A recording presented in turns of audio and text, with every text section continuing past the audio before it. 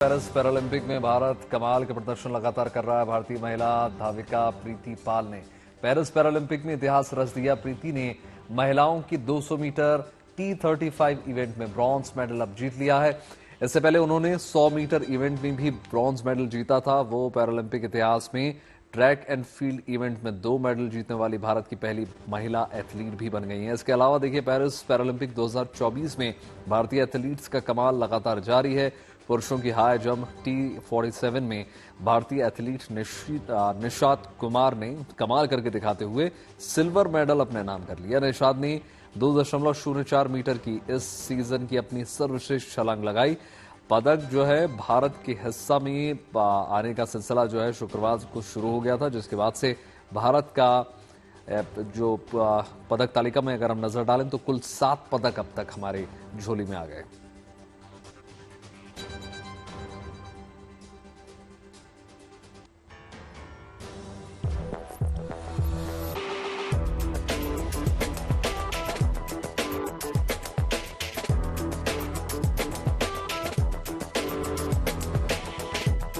Paris में Paralympic games से खुशखबरी आई है। पैरा रेसर प्रीति पाल ने भारत को पेरिस पैरालंपिक में 6ठा मेडल दिलाया, तो वहीं निशात के हाई जंप से भारत को सिल्वर के रूप में 7वां मेडल हासिल हो गया है। देश की महिला पैरा रेसर प्रीति पाल ने पेरिस पैरालंपिक में दूसरा मेडल जीतकर देश का गौरव बढ़ाया है। उन्होंने महिलाओं की 200 मीटर T35 कैटेगरी में ब्रॉन्ज मेडल अपने नाम किया। इसके साथ ही प्रीति ने इतिहास रच दिया है। वो पैरालंपिक में ट्रैक एंड फील्ड में 2 मेडल जीतने वाली पहली भारतीय महिला एथलीट बन गई हैं। प्रीति पाल ने रविवार को 30.01 सेकंड के व्यक्तिगत सर्वश्रेष्ठ समय के साथ महिलाओं की 200 मीटर T35 श्रेणी में कांस्य पदक जीता। ये पेरिस पैरालंपिक का उनका दूसरा पदक है। प्रीति का पेरिस में भारत का दूसरा पैरा एथलेटिक्स पदक भी है। T35 में वो खिलाड़ी हिस्सा लेते हैं जिनमें हाइपरटोनिया, अटेक्सिया और एथेटोसिस जैसी समन्वय संबंधी विकार होते हैं।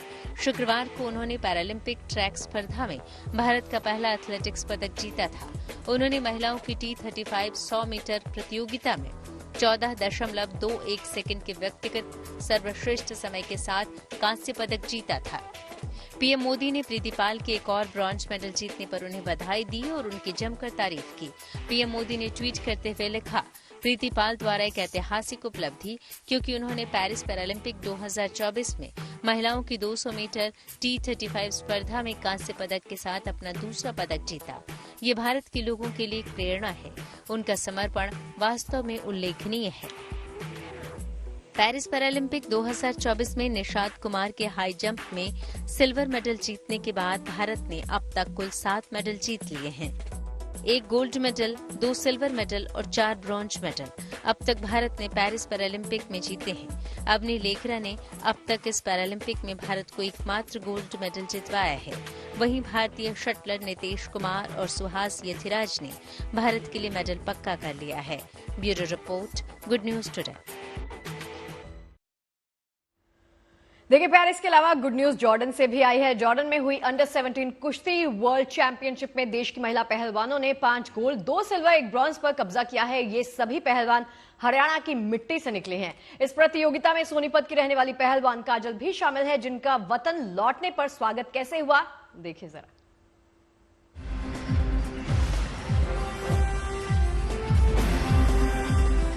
ये काफिला है स्वागत का, अपनेपन का, खुशी का और प्रोत्साहन का,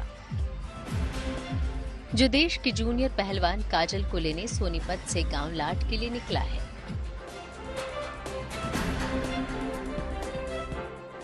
देश की बेटी काजल ने छोटी सी उम्र में ही चाचा की पहलवानी को देखते हुए अखाड़े में हाथ आजमाना शुरू कर दिया था, जिसका नतीजा ये रहा कि जॉर्डन में आयोजित हुई अंडर 17 कुश्ती वर्ल्ड चैंपियनशिप में काजल ने यूक्रेन की पहलवान को 9-2 के अंतर से हराकर विदेशी धरती पर गोल्ड मेडल जीतकर इतिहास रच दिया। काजल के पिता टैक्सी चलाते हैं और उसके चाचा ने काजल को इंटरनेशनल पहलवान बनाने के लिए अपने सपनों को भी अधूरा छोड़ दिया। आज काजल के सोनीपत पहुंचने पर खेल प्रेमी उसका जोरदार स्वागत कर रहे हैं। ये मैंने जॉर्डन में वर्ल्ड चैंपियनशिप जीती है सब जूनियर की, और इसका श्रेय मेरे चाचा को जाता है। मेरे चाचा प्रैक्टिस करते तो फिर उनको देख के ही मैंने पहलवानी चालू की। अब आगे किस तरह की तैयारी? अब अगले साल मेरी जूनियर की और फिर 2028 ओलंपिक का। काजल के चाचा कहते हैं कि उनकी बेटी ने उनका मान बढ़ाया है और देश के लिए मेडल जीतकर देश का नाम ऊंचा किया है। वहीं देश के महिला कुश्ती के कोच रहे कुलदीप मलिक कहते हैं कि काजल जैसी युवा पहलवान देश के लिए मेडल जीतकर आ रही है, ये कुश्ती के लिए अच्छा है और आगामी प्रतियोगिता और ओलंपिक को लेकर काजल को अब और भी तैयार करना है। हमारा जो मकसद है ओलंपिक और आगे आने वाले एशियन गेम्स और कॉमनवेल्थ गेम्स हैं, और ये लड़की उसके लिए तैयार हो जाएगी और 2028 के अंदर जो ओलंपिक होगा असली टारगेट वो है। और आप लोग इसे हौसला बढ़ाते रहो जैसे आज पब्लिक ने बढ़ाया। काजल का सोनीपत से लाट तक जबरदस्त स्वागत हुआ। गांव में काजल के सम्मान में कार्यक्रम भी हुआ। काजल इस सम्मान से फूली नहीं समा रही और वो अब ओलंपिक में गोल्ड मेडल जीतकर परिवार का सपना पूरा करना चाहती है। Pawan Rathi, Sonipat, good news today.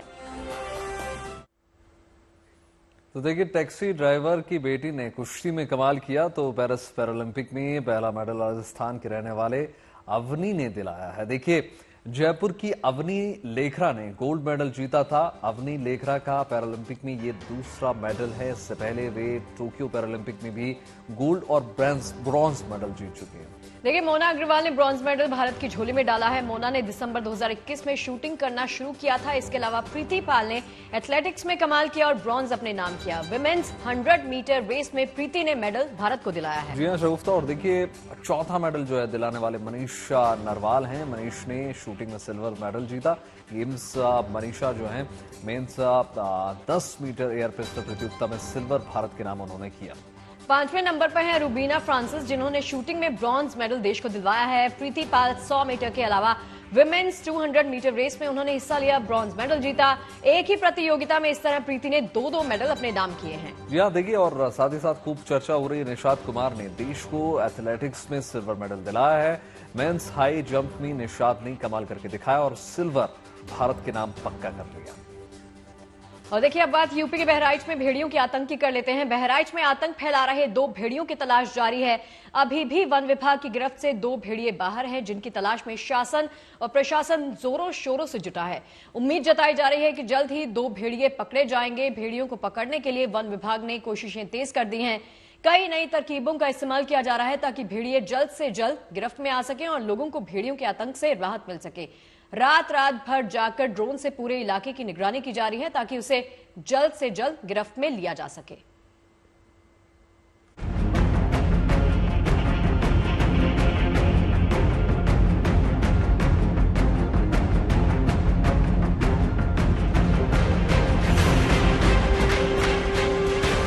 दो भेड़ियों की तलाश में वन विभाग की टीम जुटी है। रात भर जागकर ड्रोन से पूरे इलाके पर नजर रखी जा रही है ताकि उसे जल्द से जल्द गिरफ्त में लिया जा सके। नहीं, देखिए, तैयारी तो आप देख रहे हैं, ये ड्रोन्स उड़ाए जा रहे हैं लगातार और 4 वुल्व्स हम लोग पकड़ चुके हैं। बाकी 2 हैं जो कि बाकी रह गए हैं और उनको भी पकड़ने की पूरी तैयारी की जा रही है। थर्मल ड्रोन से उनको लोकेट किया जा रहा है। लगातार हमारी टीम्स गश्त कर रही हैं और सब लोग फील्ड में ही हैं, तो कोशिश पूरी है कि जितनी जल्दी हो सके उनको हम पकड़ सकें। हम इस वक्त बगर मऊ गांव में हैं और मेरी घड़ी में इस वक्त बज रहा है रात का 10 और आखिर में जो गांव होते हैं 9 बजे तक कहते हैं वहां रात हो जाती है, गांव वाले सो जाते हैं। लेकिन जिस गांव में मैं मौजूद हूं, आप वहां की तस्वीरें अगर देखेंगे तो आप देखेंगे यहां पर तमाम लोग हैं जो लाठी डंडे लेकर गश्त कर रहे हैं।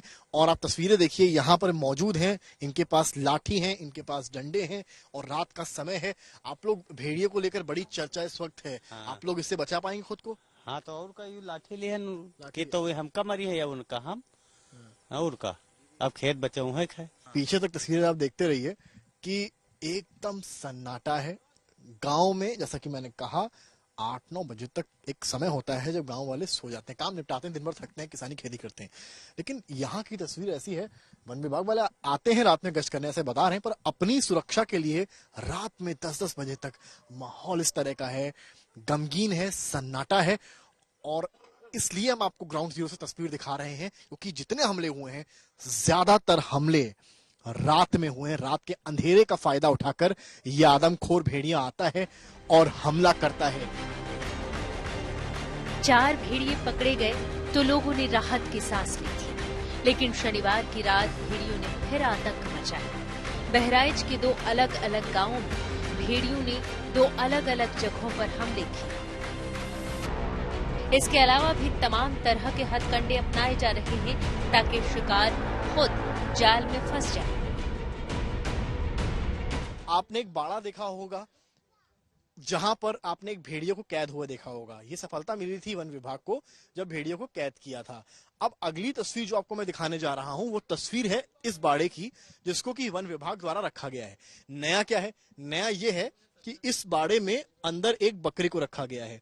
बकरी को इसलिए रखा गया है जिससे कहीं ना कहीं भेड़िए को आकर्षित किया जा सके और भेड़िया शिकार की तलाश में इसमें दाखिल हो जाए और इस बकरी को खाने के प्रयास में वन विभाग के कब्जे में आ जाए। तो इस तरह के तमाम जो बाड़े हैं, तमाम जो जाल हैं, जो केज कहा जाता है, वो यहाँ पर आप देखिए पिंजड़े की फॉर्म में यहाँ पर रखे हुए हैं। काफी बड़ा साइज है। अगर देखा जाए तो एक समय पर 2 आ जाएंगे बहुत आराम से। और ये जो तस्वीर आपको हम दिखा रहे हैं, अंदर जो बकरी है उसके खाने की इत्यादि सामान भी यहाँ पर रखे गए हैं। वन विभाग के अधिकारी लगातार हो रहे हमले के बीच गांव वालों से सतर्कता बरतने की अपील कर रहे हैं। भेड़ियों के आतंक से बहराइच के लोगों को मुक्ति दिलाने के लिए वन विभाग की तमाम कोशिशों के बीच लोगों की रात खौफ में कट रही है। खौफ और खतरा इतना ज्यादा है कि गांव के करीब करीब हर घर में लाठी डंडा दिखाई दे रहा है, जिसके सहारे हर शख्स खुद को भेड़ियों के हमले से बचाने की कोशिश में लगा है। आगे जब बढ़ते हैं तो ये तमाम आपको घर मिलते हैं। ये घर भी आप देखिए, यहाँ भी लाठी डंडे लोगों ने रखे हुए हैं। ये देखिए तमाम लाठी डंडे लोगों ने घर के बाहर ही लगा लिए हैं, जिससे कहीं ना कहीं अगर भेड़िया अटैक करता है तो इनसे बचा जा सके। ऊपर भी देखिए इस घर के तमाम आपको डंडे लाठियां नजर आएंगी। वन विभाग की टीम भी 2 आदमखोर भेड़ियों को पकड़ने के लिए हर संभव कोशिश कर रही है। 2 भेड़ियों की तलाश में वन विभाग की टीमों ने दिन रात एक कर दिया है। जगह जगह भेड़ियों को पकड़ने के लिए जाल बिछाया गया है। चारों तरफ से पिंजड़ों की घेराबंदी है। वन विभाग की कई टीमें खेत खलिहानों में भटक रही है, लेकिन भेड़ियों के बार बार इलाका बदलने से उन्हें पकड़ना मुश्किल हो रहा है। यूपी के बहराइच से Samar Srivastava, good news today. और चलिए एक और शुभ समाचार आप सबके लिए। देश को जल्द ही नई वंदे भारत स्लीपर ट्रेन की सौगात मिलने वाली है। इस ट्रेन का जल्द ट्रायल शुरू किया जाएगा और फिर इसे लॉन्च कर दिया जाएगा। बेंगलुरु में रेल मंत्री अश्विनी वैष्णव ने इसका जायजा लिया और खूबियां भी जानी। आप भी देखिए इस रिपोर्ट को।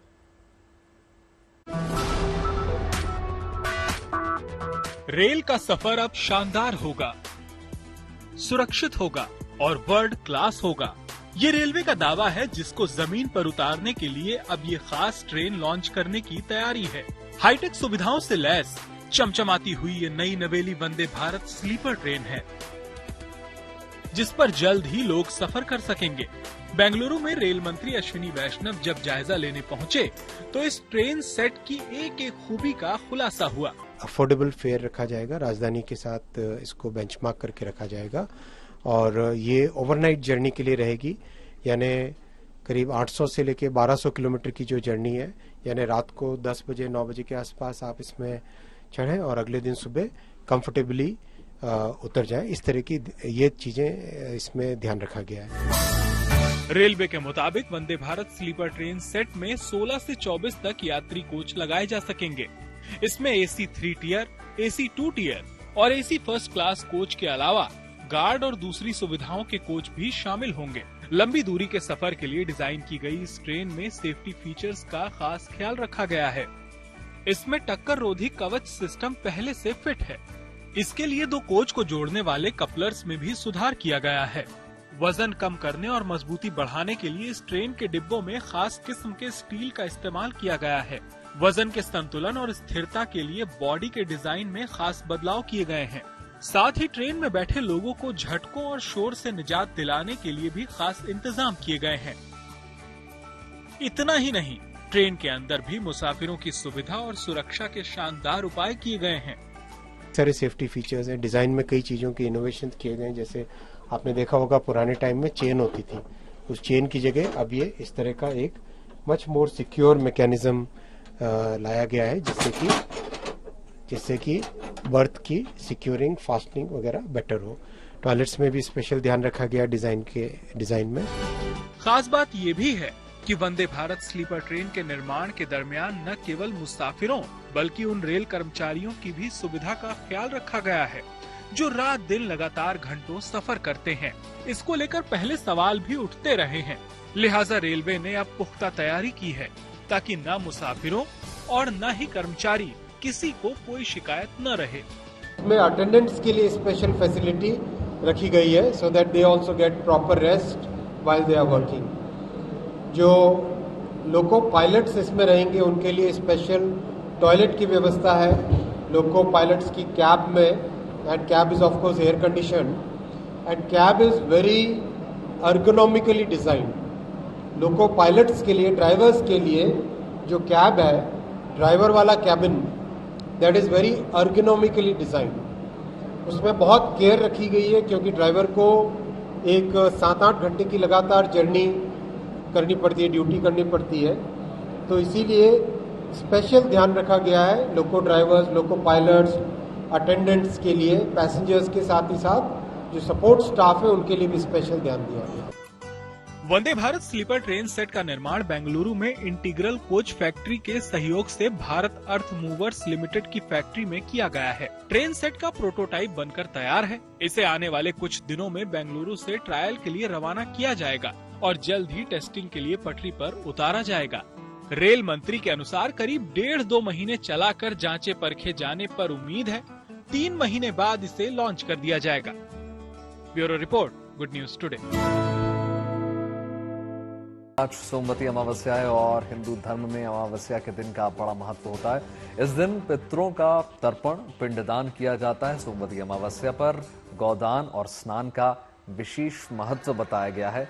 इस दिन भगवान शिव, श्रीहरि, माता लक्ष्मी की उपासना की जाती है। सुबह से पवित्र नदियों में स्नान के लिए भक्त जो हैं पहुंच रहे हैं। हरिद्वार से लेकर प्रयागराज तक घाटों पर आस्था का संगम देखने को मिल रहा है। सभी भक्त जो हैं सोमवती अमावस्या पर पवित्र नदियों में डुबकी लगाकर पुण्य की भागी बन रहे हैं और इस मौके पर दान पुण्य की बड़ी मान्यता है। तमाम तस्वीरें देखिए, 2 तस्वीरें आपको टेलीविजन स्क्रीन में दिखा रहे हैं। कितनी बड़ी संख्या में तमाम श्रद्धालु न सिर्फ घाटों में पहुंच रहे हैं बल्कि पवित्र स्नान भी वो कर रहे हैं। साथ ही साथ दान करने का भी आज विशेष महत्व माना जाता है। ऐसे में स्नान और दान की परंपरा को निभाते तमाम श्रद्धालु आपको हरिद्वार से लेकर सोमवती के अहमदाबाद में भी आपको नजर आएंगी।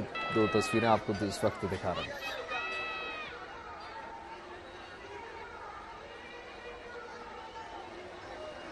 तो सोमवती अमावस का विशेष फल है। जो गंगा जी में स्नान करते हैं, पितरों का पूजा संकल्प कराते हैं, अपने हाथ से कोई दान करते हैं, खिचड़ी का दान करते हैं, इन सब का बहुत महत्व है और सोमवती अमावस के वजह से काफी भीड़ चल रही है। बहुत अच्छा लगा। सोमवती अमावस की वजह से हम आए हैं। आज पर्व माना जाता है इसलिए हम आए हैं।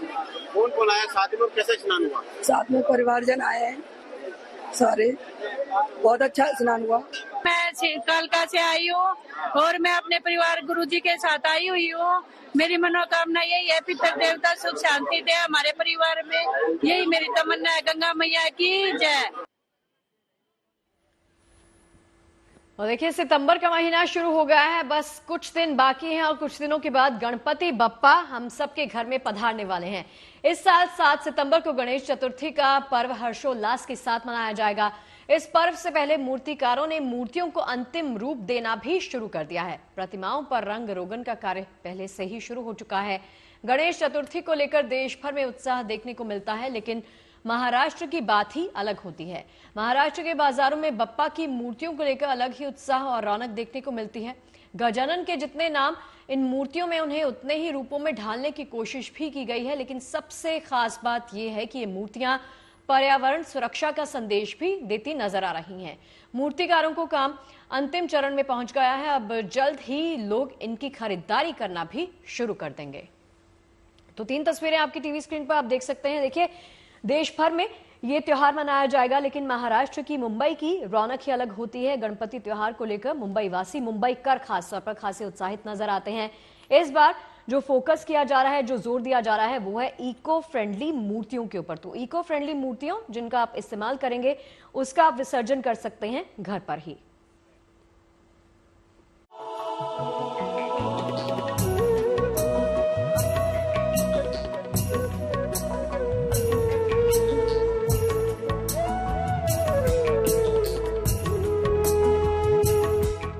बिगड़े काम बनाने वाले,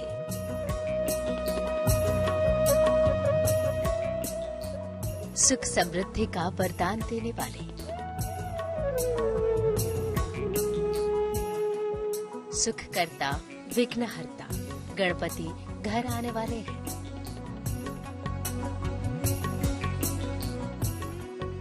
बस कुछ दिन का इंतजार, फिर बप्पा घर घर पधारेंगे, खुशियां लाएंगे।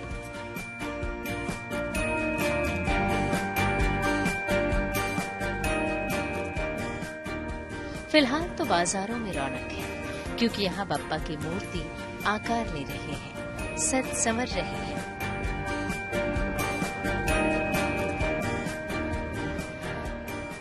कहीं रंग चढ़ाए जा रहे हैं,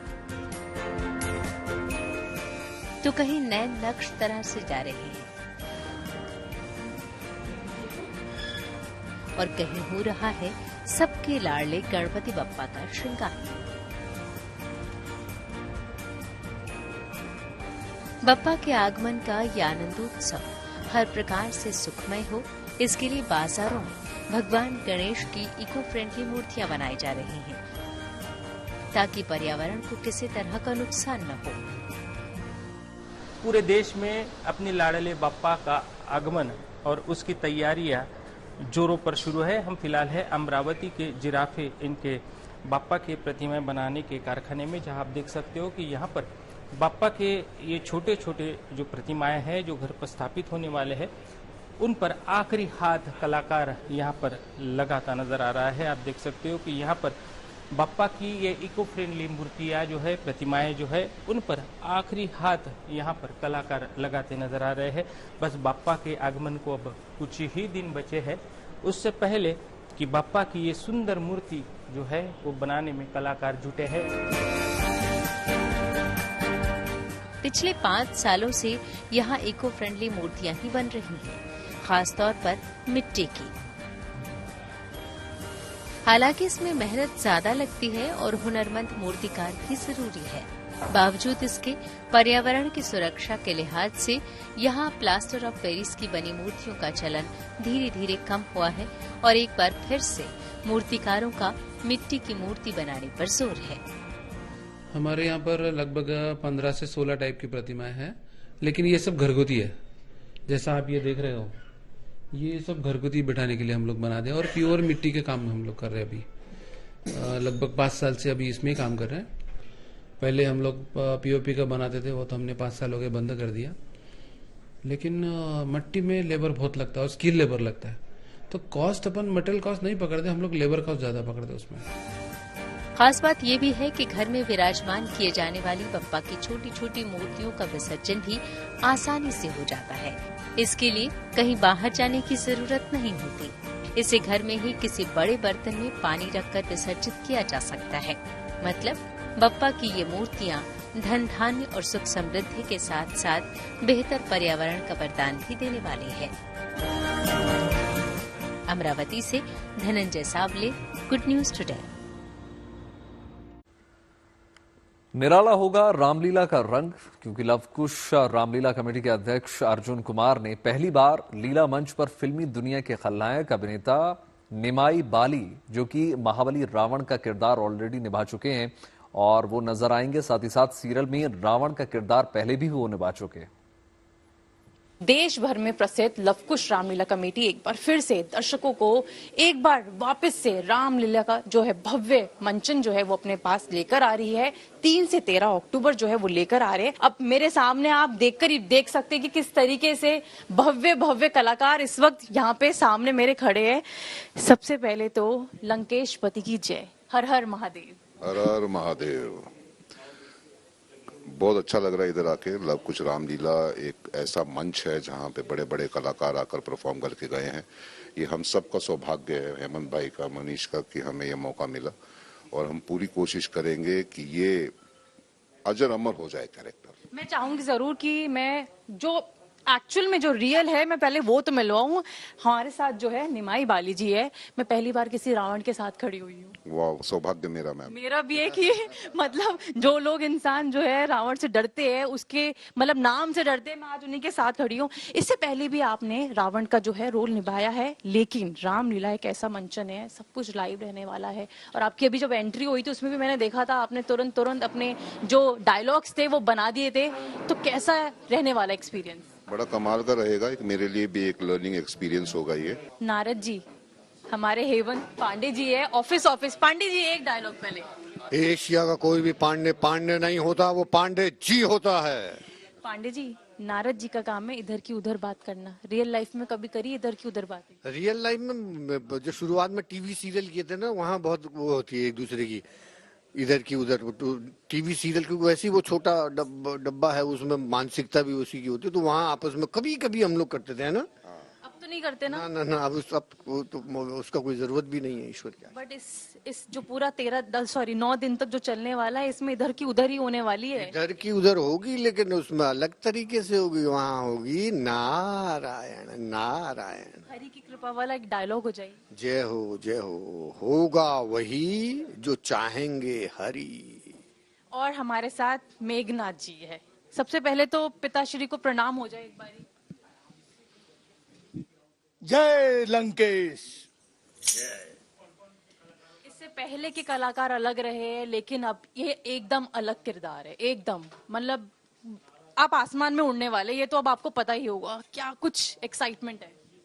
सबसे पहले बोलिए हर हर महादेव। ये अलग है। मेघनाथ लोगों की नजर में दुराचारी राक्षस कहे जाते थे, लेकिन वो एक आदर्शवादी पुत्र था। उसे मौत दिख रही थी, लेकिन रणभूमि जाने से डरा नहीं, क्योंकि पिता का साथ देना था।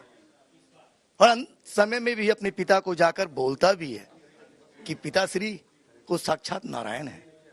अभी भी वक्त है, आप उनके शरण में चले जाएं, इससे लंका का भला होगा। सबकी आंखें इस मंचन पे टिकी हुई है, क्योंकि बहुत कुछ नया होने वाला है।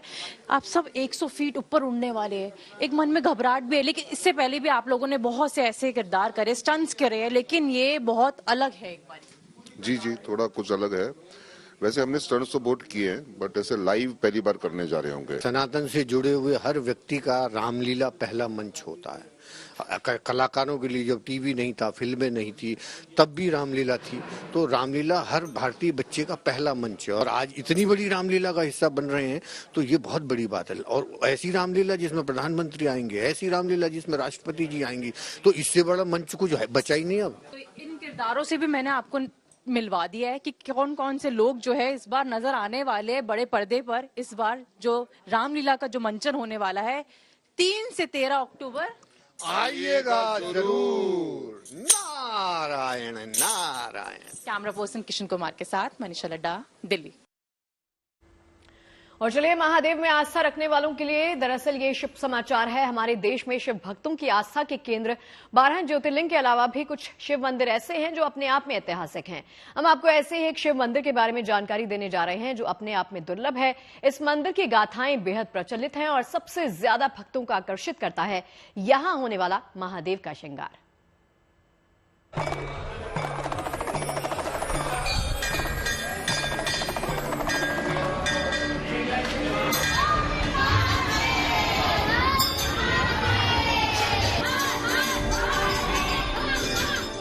विश्व प्रसिद्ध महाकाल की नगरी उज्जैन से 67 किलोमीटर दूर स्थित आगरमालवा, जो कभी अंग्रेजों की छावनी हुआ करता था, यहीं से महज 5 किलोमीटर दूर इंदौर कोटा राष्ट्रीय राजमार्ग पर बैजनाथ महादेव का मंदिर है।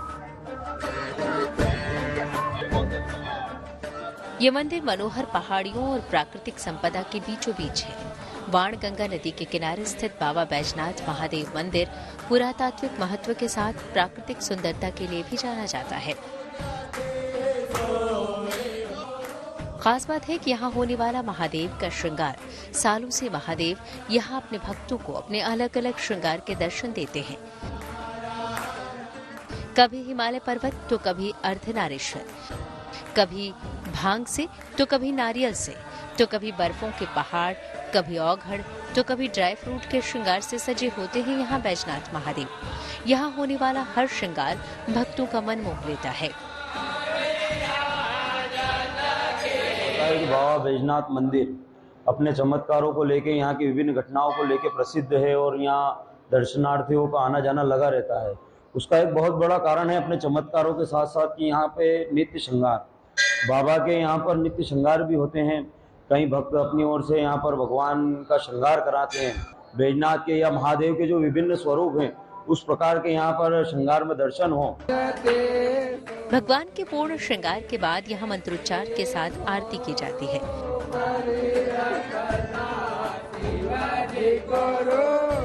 कहा जाता है कि मंदिर में स्थापित शिवलिंग 13वीं शताब्दी का है। कालांतर में इस मंदिर का जीर्णोद्धार अंग्रेजों के शासनकाल में कर्नल मार्टिन ने करवाया था। कहते हैं कि कर्नल मार्टिन आगर की छावनी स्थित अंग्रेजी फौज की तरफ से सन 1880 में युद्ध करने काबुल गए थे। महीनों बीत जाने के बाद भी जब कर्नल मार्टिन की कोई खबर नहीं आई, तब उनकी पत्नी उनके सकुशल लौटने के लिए यहाँ मन्नत मांगने आई थी। उन्होंने अपने पति के सकुशल लौट आने पर इस मंदिर का निर्माण कराने की मन्नत मांगी थी। कर्नल जब युद्ध से लौटे तो उनकी पत्नी ने कर्नल से कहकर इस मंदिर का जीर्णोद्धार करवाया। ये मंदिर काफी प्राचीन तो है ही, चमत्कारों से भी भरा हुआ है। वैसे तो भोले बाबा की तो पहचान आके विश्व में है ही है, लेकिन हाँ मंदिर की ये विशेष पहचान है कि एक तो ये भारत का पहला मंदिर है जो अंग्रेज द्वारा जीर्णोद्धार का है। दूसरा यहाँ का एक 1931 घटना जो जयनारायण बापू खुद के रूप में भगवान कोर्ट में गए थे, तो ये एक बहुत बड़ी पहचान है और भगवान का बहुत बड़ा चमत्कार है। ऐसे चमत्कार यहाँ प्रतिदिन होते हैं। महादेव के दर्शन करने के लिए यहाँ देश भर से भक्तों का तांता लगा रहता है। भक्त यहाँ लंबी लंबी कतारों में लगे रहते हैं और भगवान के आशीर्वाद के साथ विशेष श्रृंगार से सजे भोलेनाथ के दर्शन भी करते हैं।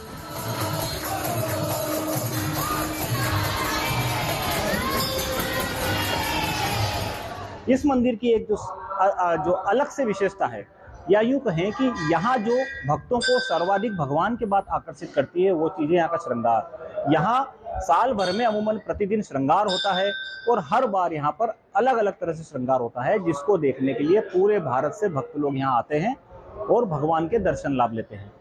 Pramod Carpenter, Agar Malwa, good news today. Arunachal Pradesh में इन दिनों सोलुंग महोत्सव मनाया जा रहा है और सोलुंग वहां रहने वाली जनजातियों का एक खास उत्सव है जो सितंबर महीने के पहले हफ्ते में सप्ताह भर चलता है। इसमें देखिए 7 दिन अलग अलग कार्यक्रम होते हैं जिसमें पारंपरिक रीति रिवाजों का पालन किया जाता है। कृषि देवता को प्रसन्न करने से लेकर पुरखों को याद करने तक की परंपरा का पालन किया जाता है।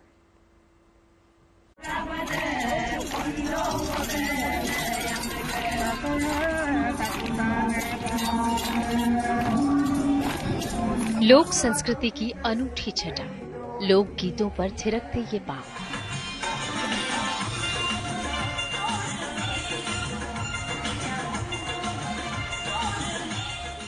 ये तस्वीरें अरुणाचल प्रदेश के ईटानगर की हैं। ये नृत्य और संगीत सोलुंग महोत्सव का है। सोलुंग यहाँ के आदि समुदाय का खास त्योहार है जिसे हर साल सितंबर के पहले सप्ताह में धूमधाम से मनाया जाता है। इस खास मौके पर अच्छी फसल के लिए ये लोग अपने देवता से प्रार्थना करते हैं ताकि खेती अच्छी हो और उनकी समृद्धि बनी रहे। पारंपरिक त्योहार और उत्सव मनाने के लिए यहाँ के गृह मंत्री मामा नातुंग और विधायक तापिर गांव भी पहुँचे और लोगों से अपनी परंपरा को बचाए रखने की अपील की। हम सभी समुदाय को, खास करके हमारा आदि समुदाय जनजाति को सुरक्षित, बीमार आजार ना हो, तो ये आपके चैनल के माध्यम से मैं भगवान को भी प्रार्थना करना चाहता हूँ। अपना डायलेक्ट से, अपना ट्राइब का भाषा से हम अपना मम्मी, दादी, अंकुल, आंटी को कहे तो ये एक फाउंडेशन है। इस फाउंडेशन से हम समाज को बचाए रख सकता है। लेकिन आज ही हम अगर मम्मी, दादी, अंकुल, आंटी में ही बांटेंगे तो हम तो अंग्रेजी हो गया। सोलुंग महोत्सव की पूजा में लोग दुर्भाग्य से बचने और देवी देवताओं को खुश करने के लिए जानवरों की बलि देते हैं और कृषि के देवता को भोग लगाते हैं। अच्छी फसल के लिए प्रार्थना करते हैं। सब मिलकर एक साथ खाना खाते हैं और नाच गाकर उत्सव मनाते हैं। अरुणाचल प्रदेश के इस खास महोत्सव को लेकर यहाँ के लोगों में कई तरह की धारणाएं, कहानियां और मिथक हैं। लेकिन पारंपरिक वेशभूषा में नाचते गाते इन लड़के लड़कियों का एक मकसद अपनी कला, अपनी संस्कृति और अपनी पहचान को कायम रखना भी है। इनकी वेशभूषा हो, गहने हो या फिर इनका लोक संगीत और नृत्य, सब यहाँ की जनजातीय परंपरा का हिस्सा है।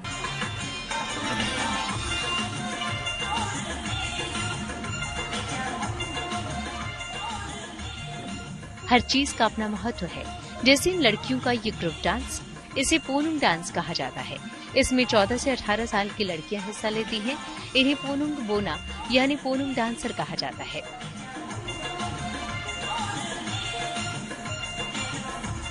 ये त्योहार समुदाय को एकजुटता, विरासत और समृद्ध फसल की प्रार्थना के लिए एक साथ लाता है। अरुणाचल प्रदेश के लोगों के लिए ये त्योहार वहाँ की जनजातीय परंपरा को बनाए रखने की अनूठी मिसाल है, जिसमें खूब सारे रंग हैं, गीत है, संगीत है और नृत्य भी, साथ ही परंपरा का उत्सव है। Yuvraj Mehta, Itanagar, good news today. चलिए शुभ समाचार में आज के लिए फिलहाल इतना ही। बिल्कुल, देश और दुनिया की तमाम पॉजिटिव खबरों के लिए जुड़े रहिए गुड न्यूज टुडे के साथ। में दीजिए इजाजत, नमस्कार।